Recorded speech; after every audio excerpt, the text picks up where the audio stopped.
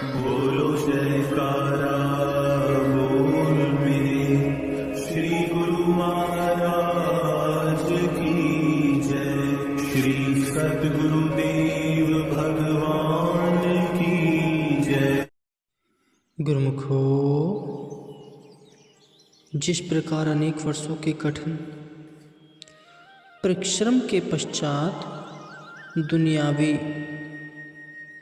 Degree हासिल होती है, उसी प्रकार ही अनेक जन्मों के पुण्य प्रताप से सद्गुरु की शरण प्राप्त होती है।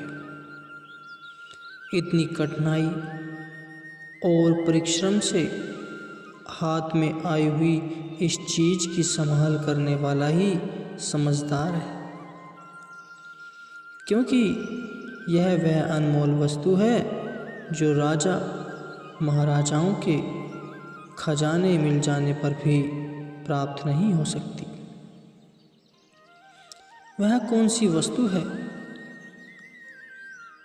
धनी धर्मदास जी ने अपनी वाणी में लिखा है, भक्ति प्रभाव मिटी सकल, धर्मदास की पीर, कोटि जन्म के पुण्य से सतगुरु मिले कबीर। कहते हैं कि भक्ति के प्रभाव से मेरे हृदय की पीड़ा का अंत हो गया। यह भक्ति संत सतगुरु परम संत श्री कबीर साहिब जी की चरण शरण मिलने से और उनकी सेवा करने से प्राप्त हुई। भक्ति ही सर्वोत्तम संपदा है। गुरुमुख प्राय यही विनती करते हैं, भक्ति दान मोहि दीजिए, गुरु देवन के देव, और नहीं कछु चाहिए, निस दिन तुम्हारी सेव। भक्ति के कई अंग हैं, जिसमें से मुख्य अंग है सेवा। कहते हैं कि गुरु की सेवा गुरु भक्ति है। विरला जाने कोई फरमाते हैं कि गुरु की सेवा ही गुरु भक्ति है, और यह कोई विरला ही जानता है। जिन्होंने स्वयं गुरु घर की सेवा करके लाभ उठाया है, उन गुरुमुखों की अनुभवी वाणियाँ इस सत्य की पुष्टि करते हैं। सेवा से मनुष्य का अंतःकरण शुद्ध होता है, और उस निर्मल अंतःकरण में ही ज्ञान का प्रकाश होता है। वक्त के संत सद्गुरु समय समय पर कोई न कोई ऐसी रचना रच देते हैं जिससे सेवकों को सेवा की अनमोल संपदा प्राप्त होती रहती है, और उनका जग में आने का प्रयोजन सफल हो जाता है। इसलिए सेवक को सदैव सेवा की ही मांग करनी चाहिए। बाकी चीज़ें तो सेवक के पीछे स्वतः ही चली आती है। यहाँ तक कि तीनों लोगों के स्वामी सतगुरु भी सेवा से रीझ कर अपने सेवकों के वश को हो जाते हैं। गुरुवाणी में वर्णन आया है, सेवा करत होई निहकामी, तिस कऊ होत परापति स्वामी। निष्काम सेवा करता हुआ सेवक एक दिन अपने स्वामी से जा मिलता है। जिसे मालिक मिल गए, फिर उसे किस बात की कमी। जैसे जड़ को पानी देने से पत्ते अपने आप हरे हो जाते हैं, वैसे ही सेवा करने से सब फल सहज ही प्राप्त हो जाते हैं। गुरुवाणी में वर्णन आया है, पदारथ जे को मांगे, साथ जना की सेवा लागे। संतों की सेवा करने से 4 पदार्थ मिलते हैं, जिनमें लोक परलोक के सभी सुख आ जाते हैं। जिस सेवा से भक्ति की प्राप्ति हो, उस सेवा की तो गुरुमुखों को सदैव मांग करनी चाहिए। पुनः वर्णन करते हैं, सतगुरु से वही ता सुख पावही, नाही तय जागा जन्म गवाए। सतगुरु की सेवा करने से ही सच्चे आनंद की प्राप्ति होती है, नहीं तो जन्म अकारत चला जाता है। जो गुरु की सेवा किए बिना भक्ति की मांग करता है वह तो केवल पानी का मंथन करता है, जिससे कोई लाभ प्राप्त नहीं होता, अपितु समय ही नष्ट होता है। सेवक को सेवा की दात को सतगुरु की विशेष अनुकंपा व उसका दिव्य प्रसाद समझना चाहिए। श्री गुरु नानक देव जी ने भाई लहंगड़ा के सिर के ऊपर गीले घास का गट्ठा रखवा दिया। गुरु साहिब जी की धर्मपत्नी ने कहा, यह आपने क्या किया? उसके बहुमूल्य रेशमी कपड़ों को कीचड़ से लथपथ कर दिया। गुरु साहिब जी ने फरमाया कि हमने तो इस पर वह रंग डाला है जो जन्म जन्मांतर तक भी नहीं उतरेगा। वे कीचड़ के छींटे नहीं, अपितु केसर के छींटे, जिसका भेंट समय आने पर पता चलेगा। संतों की मौज को आम जीव भला कैसे समझ सकता है? श्री गुरु अमरदास जी नियम से रात के आखिरी पहर में, जबकि अंधेरा ही रहता है, श्री गुरु अंगद देव जी के स्नान के लिए नदी से गागर में जल भरकर लाया करते थे। एक दिन पांव फिसल जाने के कारण वे गागर सहित गड्ढे में जा गिरे। अब आज सुन, वहाँ समीप ही रह रही युनानियों के मुख से अनानास ही निकल पड़ा कि यह कोई और नहीं अमरु मिथ्यावा ही होगा। लेकिन गुरु साहिब जी ने फरमाया कि यह अमरु मिथ्यावा नहीं, यह तो बेसहारों का सहारा है। वे सहारों का सहारा है और सृष्टि का मालिक है।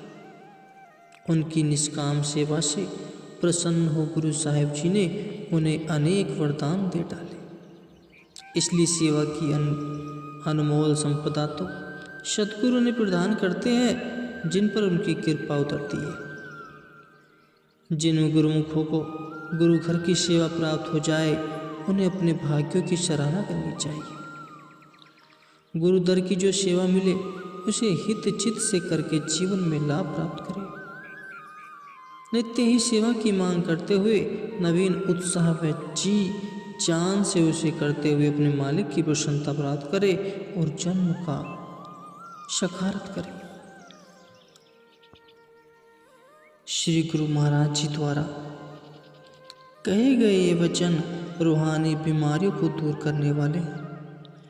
जो बड़भागी इन्हें अमल में लाते हैं वे यकीनन रूहानी लाभ प्राप्त करते हैं। जैसे शारीरिक बीमारी की वजह से शरीर निर्भर हो जाता है और निर्बल शरीर सर्दी व गर्मी का प्रभाव सहन नहीं कर पाता, ऐसे ही निर्बल रूह की दुनियावी उतार चढ़ाव को सहन नहीं कर पाता और घबरा जाता है। जैसे कमज़ोर आदमी किसी ताकतवर आदमी से मुकाबला करे तो हार जाता है, वैसे ही कमज़ोर रूह जिसके साथ गुरु वचन रूपी शक्ति नहीं, काल के आगे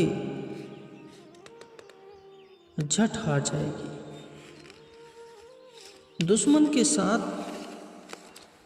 में आई हुई रूह अनेक जन्मों तक दुखी और परेशान रहती है। यह कोई मामूली हानि नहीं जिसे नज़रअंदाज किया जा सके। रूहानी लाभ व हानि को समझने के लिए ही संत सत्पुरुष धराधाम पर अवतरित होते हैं। वे रूहानी वैद्य हैं। उनके द्वारा बताए गए नुस्खों को अमल में लाने से आत्मा ताकतवर बन जाएगी और अंत में जब काल से मुकाबला होगा तो वह काल पर हावी हो जाएगी। काल उसका कुछ नहीं बिगाड़ पाएगा और वह हमेशा के लिए आज़ाद होकर आनंद रूप स्वरूप बन जाएगी। जैसे शरीर के लिए खाना पीना अनिवार्य है, ऐसे ही आत्मा के लिए भजन करना अति आवश्यक है।